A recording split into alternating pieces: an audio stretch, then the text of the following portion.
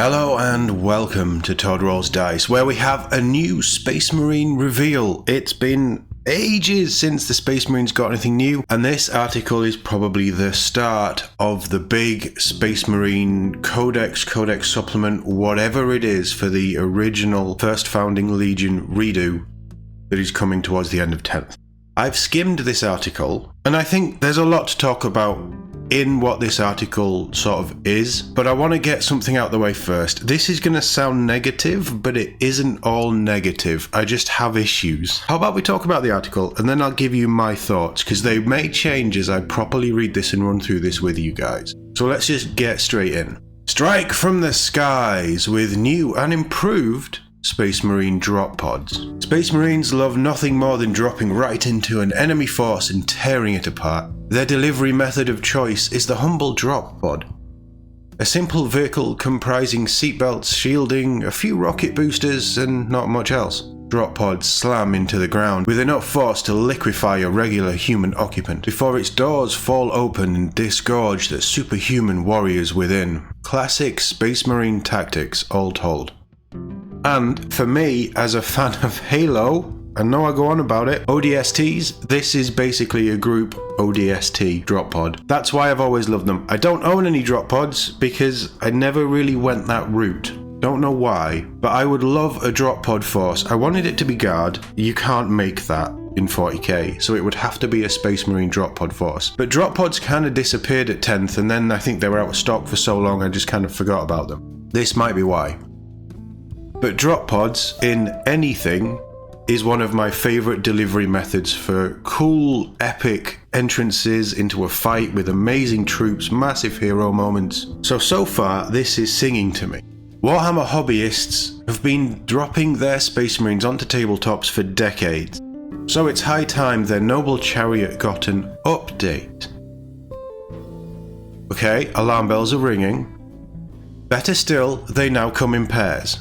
That's cool. 2 of them in a box, I'm okay with. So far, my mind hasn't changed. And that's the picture. Do you see anything obvious, first up, about that picture? Everything looks very posed and static. It looks great, but it looks like the doors don't move.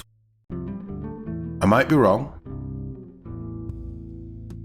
I might not be. The newest incarnation of the drop pod has a few major changes to better suit its role in-game. The Stormbolter and Deathwind launcher, normally mounted above the passengers, which, let's face it, was a colossal safety hazard, has been removed. 40k isn't about safety hazards. 40k is about stupidly designed things that just work. For me. Old 40k was, alarm bells are ringing a little bit louder, and the fact that they've removed its weapon. Okay, that makes, while the endlessly fiddly doors that spawned 1,000 arguments about vehicle footprints are now firmly fastened in their open position.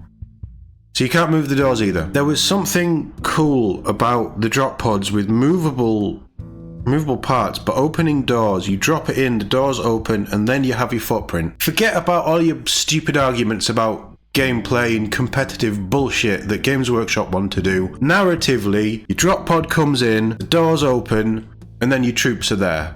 There was something cool about setting that up in my brain. Not that I've ever owned one, but that's how I saw them. Every time I saw them on the table, every time I thought about how I'd use them, that was cool. That's now gone. The kit is significantly easier to build and will have a new datasheet which clarifies exactly where everything gets measured from.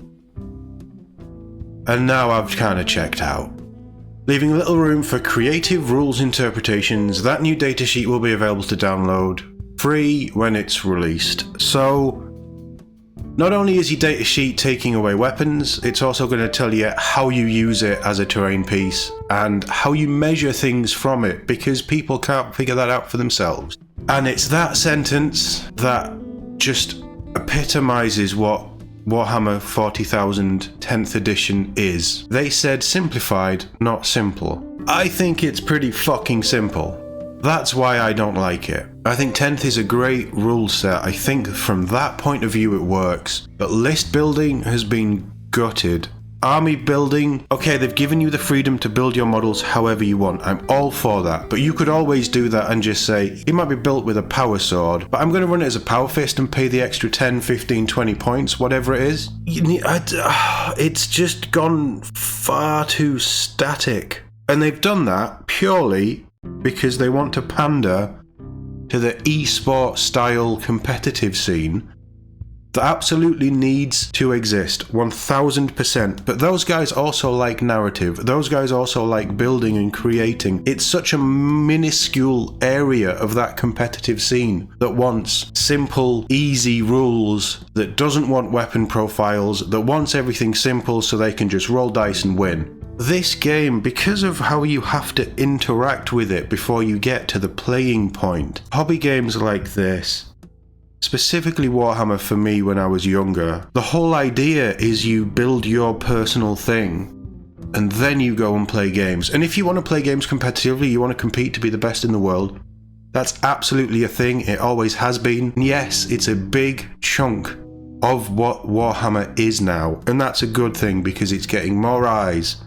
It's getting such a wider footprint within pop culture as a whole, and part of that is that people are playing tournaments. There's so much stuff going on from that side, but because they're pandering to that as a company, and that's their right, they make the models, they make the money, like people buy this stuff, I buy this stuff.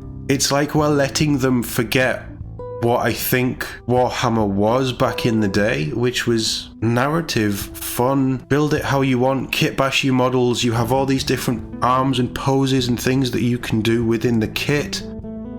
They used to welcome all of these little intricacies, whereas now it's black and white. And it's amazing how sometimes it's one thing that isn't really connected that links all of this in my brain. But the fact that drop pods now just, they're a terrain piece, it sounds like. Yeah, okay, they've got rules. We haven't seen the new rules. They're going to be a free download when they're released. There's 2 in a box. Free rules, 2 in a box. That's all good. Significantly easier to build, I'm okay with for something like this. It depends. I don't know. It depends. But it's the fact that they have to meticulously state, oh, and the datasheet clarifies exactly where everything is measured from because you people can't figure it out yourselves. You just have a conversation with your opponent and you figure it out. You're a human being. Hopefully you're an adult. It's just, it's getting too legally.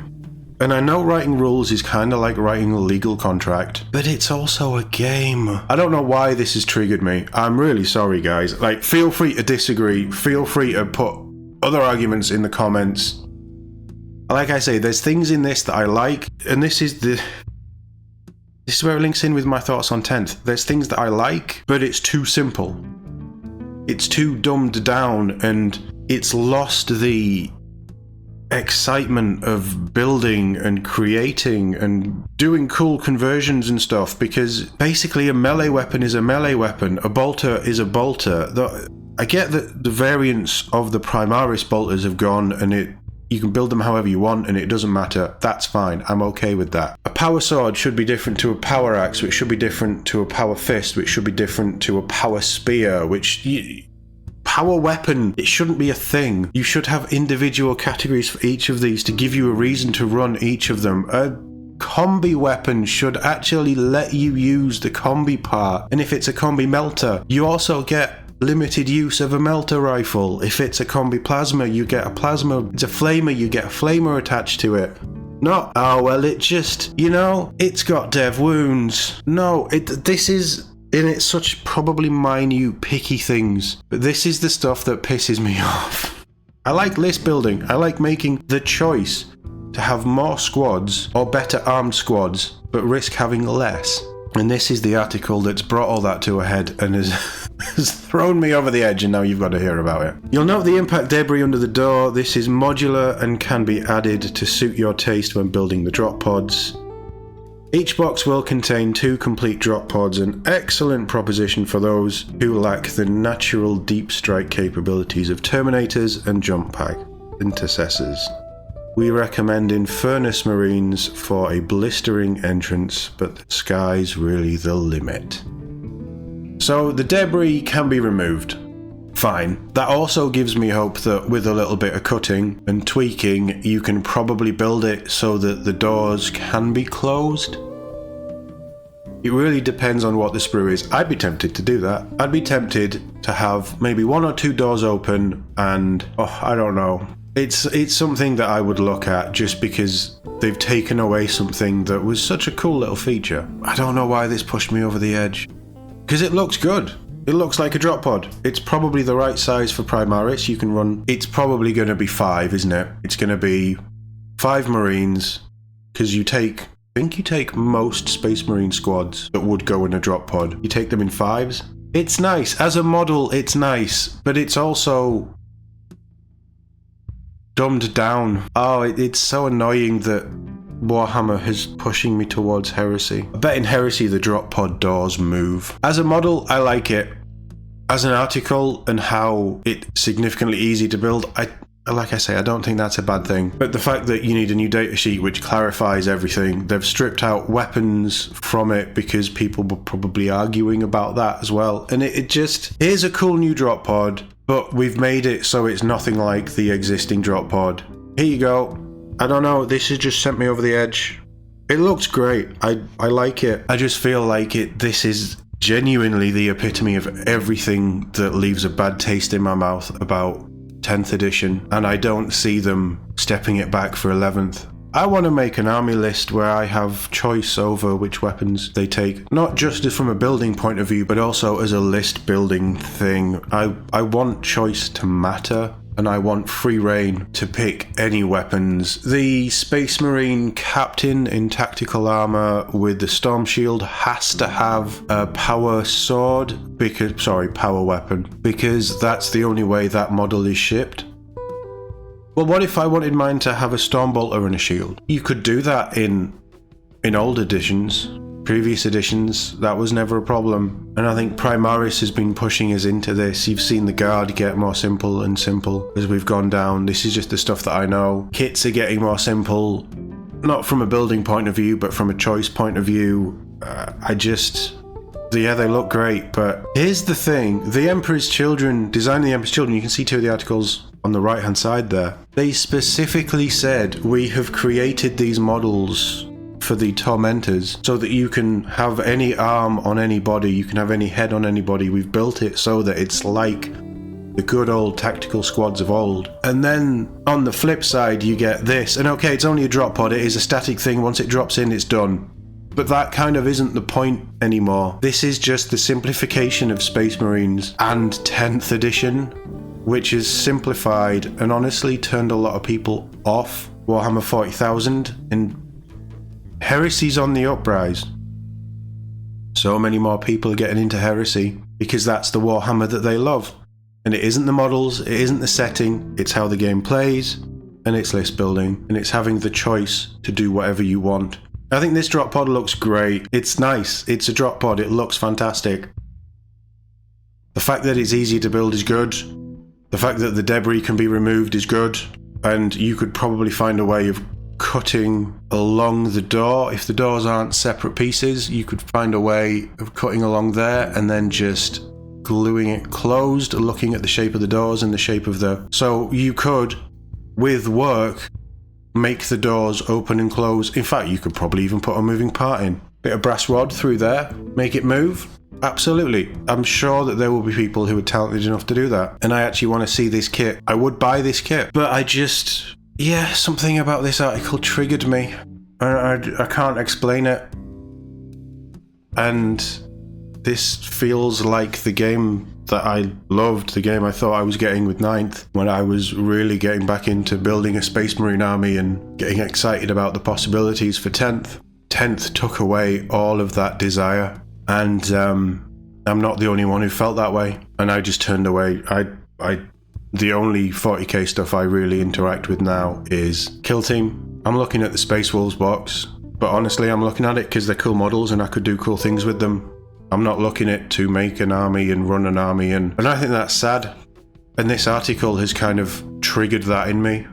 And I think part of it is going around Salute at the weekend. Salute 52 was amazing, by the way. I'll do a video on it this week of just my thoughts. But it opened my eyes to all of the non-GW stuff that's out there. And honestly, as someone who didn't really enjoy where 10th has gone, I just stepped away. And this article just confirmed it for me.